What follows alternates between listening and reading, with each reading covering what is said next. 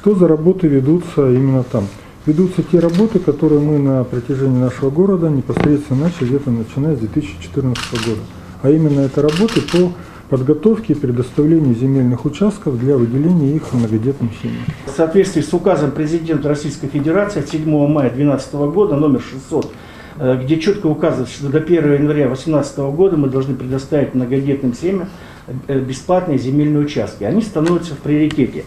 Поэтому все вот эти территории, кроме буквально точечных каких-то отдельных участков, а именно территории, они и запланированы были с 2014 года под территории многодетных семей. Весь порядок предоставления земельных участков многодетным семьям регламентирован законом области, причем регламентирован детально от момента постановки семьи на учет до момента получения земельного участка.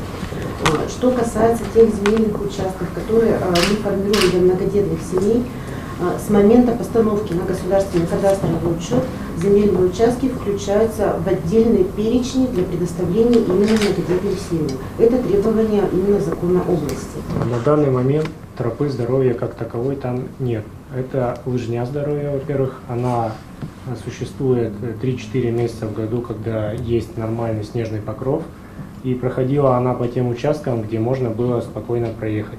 Плюс есть желание ниже Адониса построить стационарную лыжную базу, которая могла бы являться и местом старта на эту тропу. То есть там и организовать и пункт проката, и небольшую кафешку, где переодеться, оставить личные вещи.